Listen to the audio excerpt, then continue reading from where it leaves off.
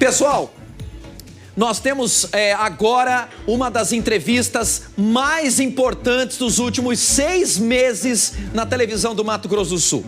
É importantíssima a sua atenção, é importantíssimo que você chame quem é aí da família para acompanhar. Eu vou conversar agora com o homem de frente do governo do Mato Grosso do Sul, que está tomando algumas decisões para melhorar a nossa performance de combate ao coronavírus, de interpretação dos números. Eu converso agora com o secretário de governo, Eduardo Riedel. Por favor, Riedel, seja bem-vindo. Pode se posicionar aqui. Muito obrigado pela presença. Seja bem-vindo, viu? Muito obrigado. Obrigado pela disponibilidade. Imagina, eu que agradeço a oportunidade. Ô Riedel, você está com uma responsabilidade nas mãos, junto com o governador Reinaldo Azambuja, né, de um momento totalmente atípico, diferente. Vocês vêm já, né, desde o começo da pandemia, a tentar estruturar, né, ideias e planos de contenção, de prevenção, né, de estruturação da economia. Mais recentemente, ou seja, agora, nesse instante, vocês estão lançando um plano de diretrizes, um plano que mescla saúde e economia. Né? Esse plano, ele tem algumas particularidades que eu gostaria que você, a partir desse momento, né, trouxesse para a nossa audiência, para que as pessoas entendam o que nós estamos vivendo nesse exato momento. Bom dia, de novo. Primeiro, bom dia, obrigado, Tatá, bom dia a todos que nos assistem.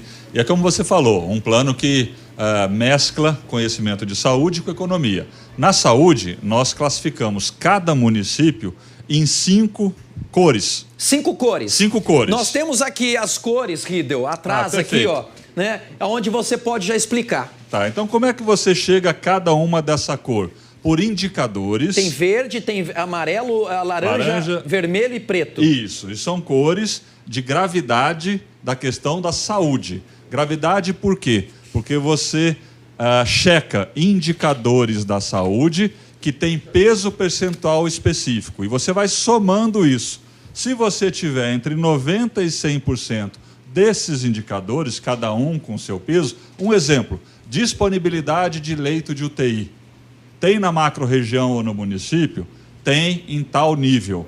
Então você contabiliza um percentual. Só isso representa 20%. Ou seja, se o teu município está lá como verde, você tem a condição de já abrir as empresas, você tem outra dinâmica de vida. Aí você tem recomendações para aquela classificação que são essas aqui. Certo. Recomendações objetivas, claras para o município, para o estado, em relação à saúde. Então você classifica e sabe exatamente aonde você tem que atuar. Isso é feito município por município? Município por município e macro-região. Explica as outras cores, por favor. Então você vai decrescendo em função do percentual que você atinge nos indicadores até chegar num grau extremo, que é a bandeira, que é a bandeira preta. A bandeira preta, ela significa o lockdown. O lockdown é uma palavra que eu particularmente não gosto muito, Tatá, porque ela envolve um conceito muito amplo de fechamento, né? Então você tem, a gente vai ver aí que mescla com a economia, porque nas empresas e na atividade você tem aquela de baixo risco, médio risco, alto risco, aquelas que são essenciais e as não recomendadas. Também são 5 classificações.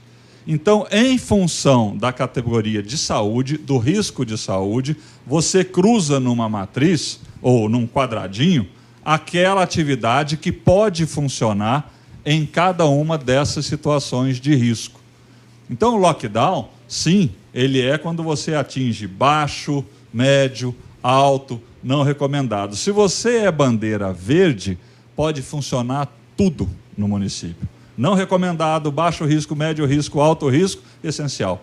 Se você é bandeira preta, grau extremo de risco na saúde, você só pode funcionar atividade essencial. Essa normatização, ela já, de certa forma, está funcionando, né? Porque o Estado tem monitorado cada município, não é isso? Isso, ele tem monitorado cada município, então é uma planilha muito grande, informações muito relevantes, que dá toda semana para a gente, porque isso é dinâmico.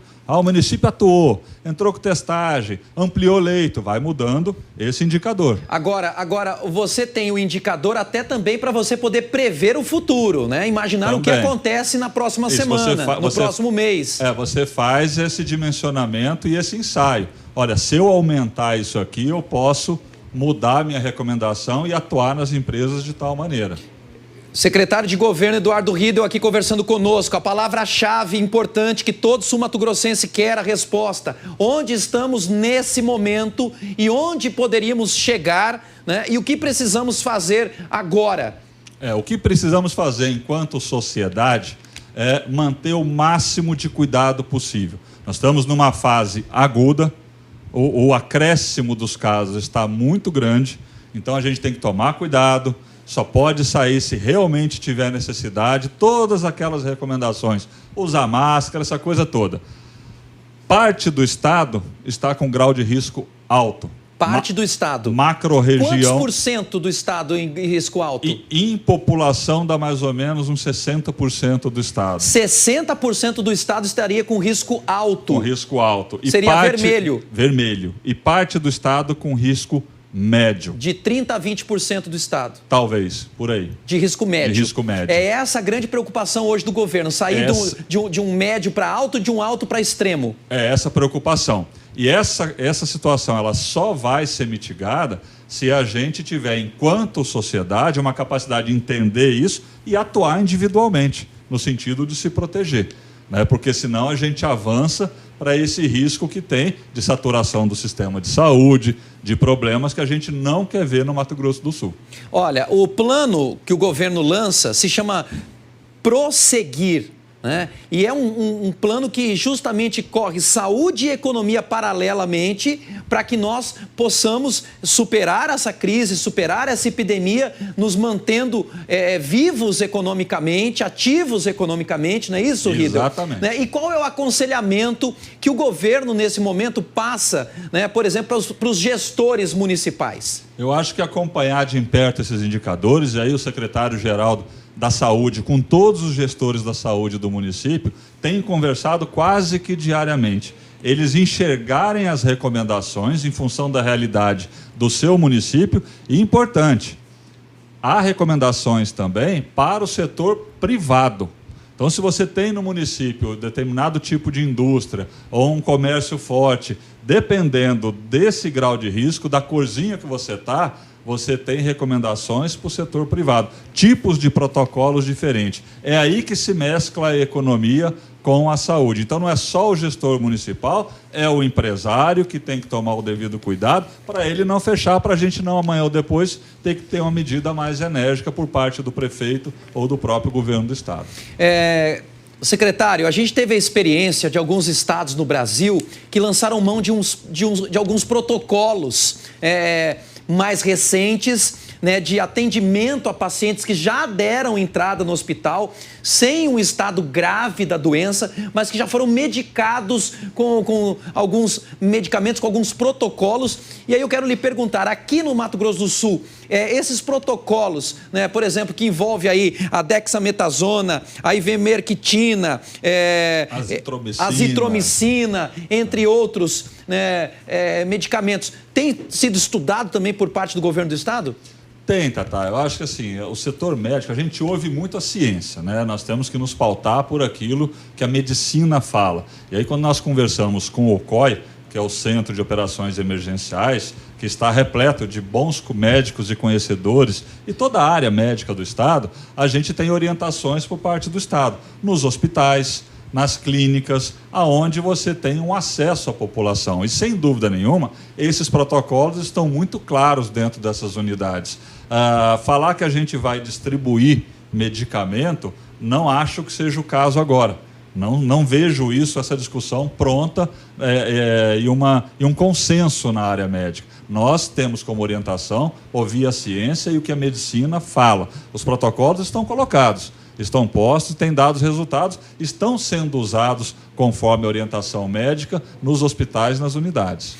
Olha, secretário, a gente tem falado aqui no programa cotidianamente, né, sobre situações onde pessoas se cuidam, outras nem tanto.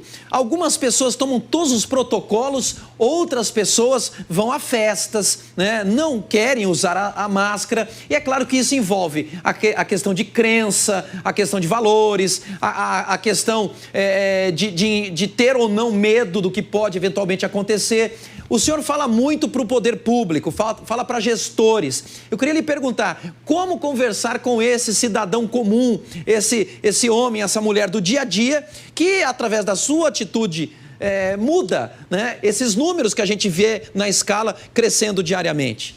Tatá, é simplesmente a necessidade da gente entender que nós vivemos num coletivo, né, e que às vezes a nossa atitude individual fala assim: poxa vida, eu quero sair, eu vou no bar, eu vou me divertir hoje, sabendo que aquilo pode estar afetando um número muito grande de pessoas. Então é consciência, gente. Nem sempre esse momento permite que a gente tenha essa atitude. É um cuidado que a gente tem por viver em sociedade. Eu acho até que às vezes é um certo egoísmo, sabe, Tatá, quando a gente não tem essa atitude. Se precisar por uma necessidade, eu não discuto. Agora, se proteja, põe a máscara, lava a mão sempre. Agora, agir sem a necessidade num momento como esse, onde os índices são grandes, onde pessoas estão morrendo, Tatá. É importante que a gente tenha essa consciência. Isso é de cada um. É meu, é seu, é de quem está nos assistindo. Vamos aguardar um pouquinho. Vai passar esse momento.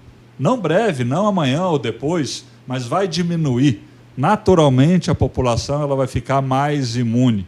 Daqui a pouco tem a vacina e está todo mundo no dia a dia. Então vamos segurar um pouquinho aquilo que não precisa fazer. É uma questão de consciência de todo mundo, coletivo, para ajudar o vizinho, o próximo, o parente, porque chega na nossa casa. E está chegando na casa das pessoas. Seria esse o momento mais preocupante, eu acredito que a gente está caminhando para o momento mais preocupante. Né? Então seria essa atitude essencial agora. A prevenção maior seria exatamente nesse instante. A gente falou muito de chegada de curva, né? Estaríamos muito próximos, ou até nela. Ou até nela. Já estaríamos na curva. Eu não me arrisco a falar pico, é amanhã, depois, eu não consigo falar isso, mas certamente os números estão mostrando que a gente está numa escalada grande. E aí é atitude individual.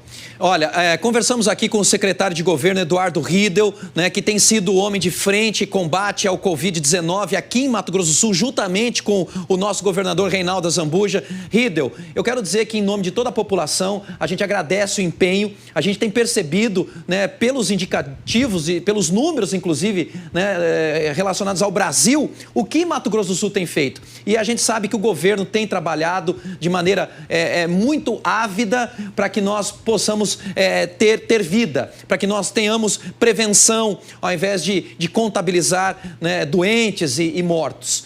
Eu quero parabenizá-lo, porque eu sei que você tem trabalhado muito em relação a isso, o governador também, e a gente espera que logo, logo a gente possa passar por isso, né, olhar para trás, né, com orgulho, sabendo que nós fizemos a nossa parte. Eu que agradeço sempre, Tatá, a oportunidade de estar aqui com vocês, conversando um pouquinho sobre o andamento das coisas. E aqui eu quero fazer um registro e um agradecimento muito especial. A gente tem um contingente de servidores, de profissionais lá na linha de frente. E essa turma está, além de ralando muito, se arriscando, porque eles são os responsáveis por isso. Então, profissionais de saúde, servidores da segurança pública, corpo de bombeiros, agentes sanitários, de uma maneira geral, muito obrigado. Em nome da população, porque vocês têm feito um belíssimo trabalho para todos aqui no nosso estado. Muito obrigado. Conversamos aqui com o secretário de governo, Eduardo Riedel. Um abraço, bom trabalho, bom dia, secretário. Eu que agradeço, Tatá. Um grande abraço, um bom dia. Bom dia.